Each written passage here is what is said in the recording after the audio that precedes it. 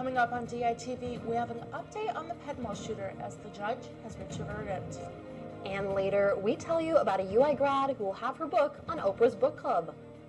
Iowa football is back, baby. Well, kind of. Yesterday was National Signing Day. We tell you all you need to know about this year's recruiting class. A couple more snowy days are coming this week. Find out more in weather. We've got all that and more coming up on this Thursday morning edition of DITV. Don't go anywhere. DITV starts right now.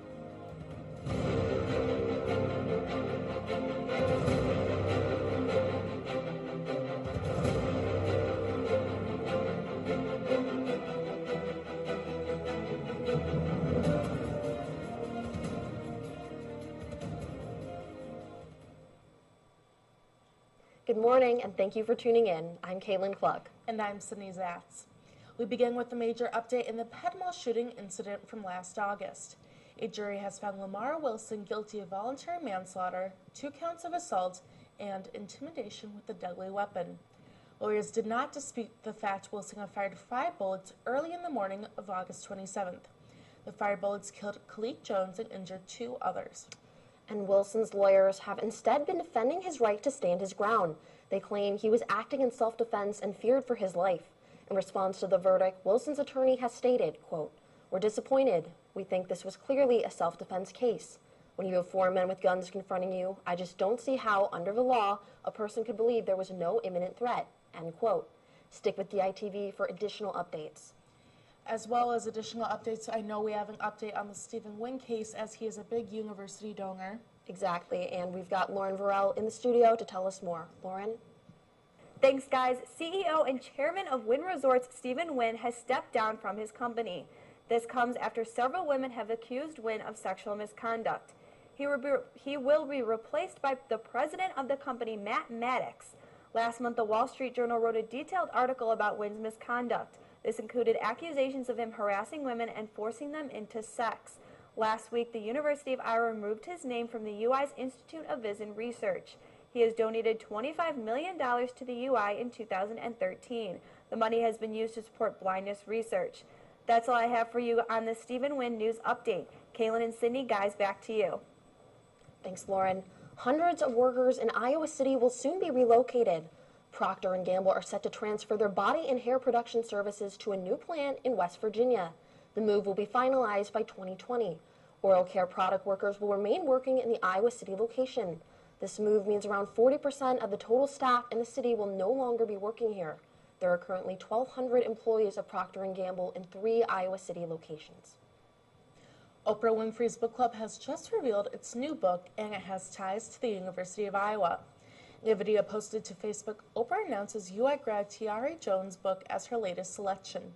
Titled An American Marriage, Winfrey has described it as redefining the traditional American love story. It deals with the falsely charged husband and how his arrest affects the marriage. As of late Tuesday, it is the 5th highest selling newly released book on Amazon.com. Well, Kaylin, a few weeks ago I thought maybe this will be the last of the snow, but if you look at the forecast, I don't think that's happening anytime soon. Yeah, after Monday's snowstorm, I decided I wouldn't get my hopes up anymore, but luckily we've got Jinyook Kim in the weather studio to tell us what we can expect. Jinyook? That's right, guys. This week's snow was quite surprising to me as it was piled up pretty high from the ground. Unfortunately, maybe fortunate for snow lovers, we will see more snow showers throughout the week. The temperatures will fall with snow too. Let's start with this. Today's weather forecast. We'll be seeing cloudy skies with the temps reaching mid-20s and later below 20 degrees. Now let's take a look at our extended forecast. Percentages indicate precipitation. That means this week it is possible to see snow every day. Tomorrow we will see snow with the temps reaching high of 20s and low of below 10 degrees. On Saturday, another snow forecast in the morning. Will feel chillier as the temps will range from negative degrees to about 10 degrees. Cloudy skies will remain until Sunday with temps reaching around 4 to 14 degrees. Gloomy weather continues, but the temps will rise quite high, above 20 degrees from Monday. And on Tuesday, we'll even feel warmer, above 30 degrees, but snow will shower in the evening with the temps being about 12 degrees. I hope this week will be a turning point from deadly cold winter to warm spring. That's your weather for the week. Guys, back to you. A controversial Holocaust bill has been signed in Poland. This law will make it illegal to accuse Poland of being complicit with Nazi Germany and their actions.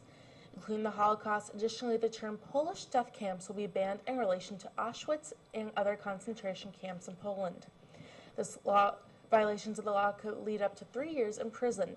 Decision to sign the bill has caused extreme criticism from the U.S., France, and Israel. And a commercial for the 2020 presidential campaign trail has already been aired in Iowa. Democratic Congressman John Delaney first ran his commercial during the Super Bowl on local NBC affiliates.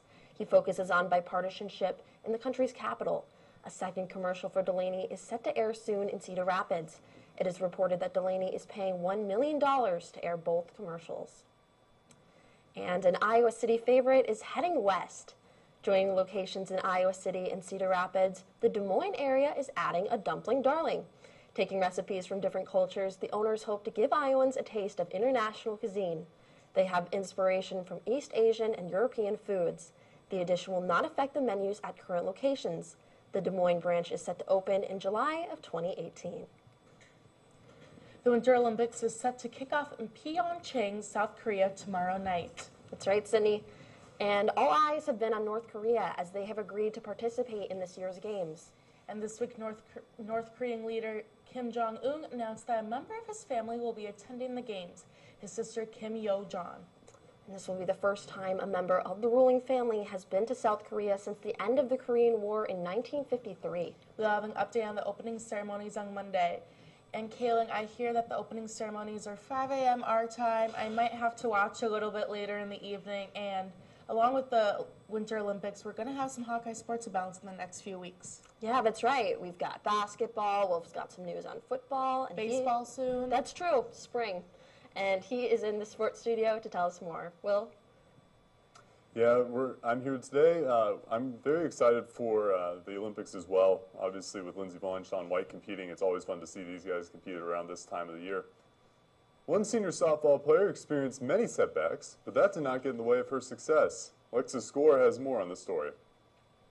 Coming off an injury from her sophomore season, senior Allie Wood never let anything get in her way.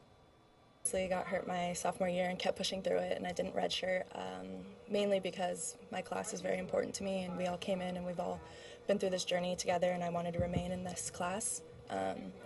And just mentally, I had to really prepare myself on not thinking about my injury and more on what's in front of me.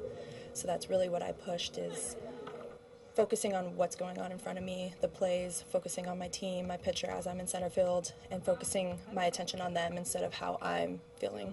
Allie Wood has grown as a person and as a player through her mid-career setbacks. Definitely mentally, I've grown a lot the past 3 years. It's kind of funny because I was talking to my mom about it the other day, that I was just so frustrated that everything's clicking now. Like senior year, everything mentally is clicking physically, and I wish it would have happened freshman year. Allie has shown her determination since she was recruited back in 2015. To do that. There's some that I'm ready for them to have a breakout season, because deep in my heart, we've known that since we recruited them, that they have this opportunity. We bring an opportunity to these student athletes every day, and the challenge is for them to step up to it. Allie and the seniors are looking forward to their final season together. Really optimistic for what we're going to do, and really excited to see that unfold. Wood and the Hawks will be opening up their season Friday, February 9th in Lafayette, Louisiana. Reporting for Iowa Softball, this has been Alexis Gore with DITV Sports. I'm excited for the season for softball. It looks like they have a lot to improve upon, and the team sounds very confident as they open up their season next weekend down in Louisiana. And Iowa's near upset at Michigan State. One player was battling more than just the Spartans. DITV's Lucy Rodin tells us more. Merriam-Webster Dictionary defines tough as characterized by severity or uncompromising determination. Iowa basketball defines tough as Jordan Bohannon. He's the toughest person I've ever met. He doesn't get tired at all. It was one game, a couple games ago, he played like 40 minutes. After the game, he said he wasn't tired. It just proves to show how strong he is mentally. Just one day before Iowa was set to take on the number 5 team in the nation, Jordan Bohannon was battling a severe case of the stomach flu.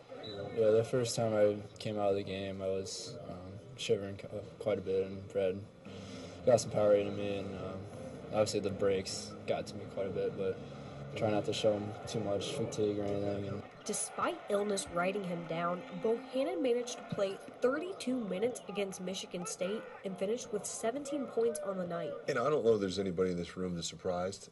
I mean, were you? And he's one tough dude, man.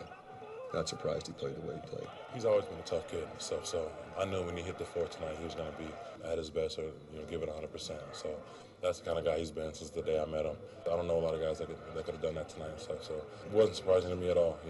I've seen it time and time again. I mean, he's been doing so much this season. I really don't think he's been getting the attention that he should be. I mean, he was getting the attention last year, and his numbers are better in almost every category this season. Without him, we'd be struggling. So for him to be able to come in the game under the weather and do what he did shows a lot to us as his teammates. Reporting from Carver Hawkeye Arena, this has been Lucy Rodine for DITV Sports. Jordan, the rest of the Hawkeyes will be back in action this week at Ohio State, and hopefully he's feeling a little bit better. I have a fun fact for everyone. Iowa football starts in 205 days. Seems very far away, but I have a feeling it will come quicker than expected. As National Signing Day was yesterday, and Coach Kirk Ferentz gave his thoughts on his highly ranked recruiting class. We're really pleased with the way the class came together. Extremely pleased, quite frankly. And most recently, we just had 3 new signees today with Kayvon Merriweather, Logan Klemp, and then Jaden McDonald. Those 3 guys joined us today. Great to get their letters.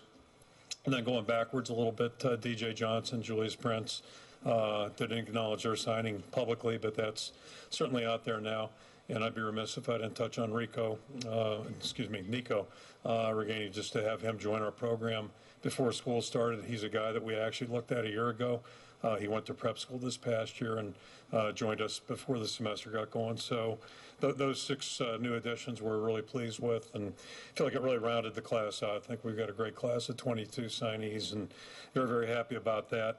I think all 22 have a very clear understanding what it means to be and what it takes to be an Iowa Hawkeye.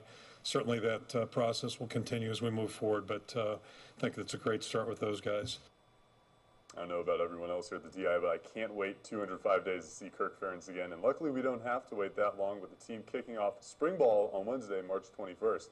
Mary Kate Herron will have all of your Hawkeye football coverage throughout the spring, which will include a new series titled Beyond the Swarm, where MK will sit down with each of the Hawkeyes who will be heading to the draft in this April. The Iowa women's basketball team is confidently coming off a 92-84 win over Minnesota, but only had a couple days to prepare for tonight's matchup against Penn State. Right now I think our team feels good about themselves with having Mackenzie back and having 2 good wins and going into this week hosting Penn State on Thursday. And obviously Penn State, another extremely good team. They've always brought their A game, and I think that tomorrow it's going to be no different. I mean, every team's going to give us our best shot. So I think just being able to be consistent, keep that energy and focus the whole time. I think that the team is playing with really a good feeling right now. And so, I know this opponent's going to be really tough, but I like the way that we feel about ourselves going into it. And on our home court, have our fans behind us and just hopefully pull out the W, just approach the game the same way we do every game. Tip-off is at 7 p.m. tonight inside of Carver Hawkeye Arena as the Hawkeyes take on the Nittany Lions. Come back tomorrow for the Daily Iowans' first ever baseball preseason show where our very own Mary Kate Herron and the voice of Hawkeye baseball, Zach Mackey, will give you all you need to know before Iowa heads down south for opening day. Guys, back to you. And that's all we have for you on this Thursday morning edition of DITV. Be sure to head over to dailyiowan.com for all your latest news between Monday and Friday. And if that isn't enough of the Daily Iowan for you, be sure to check out the print edition on stands now. For DITV, I'm Sunny Zatz. And I'm Kaylin Cluck. Have a good day, Iowa City, and happy Thursday.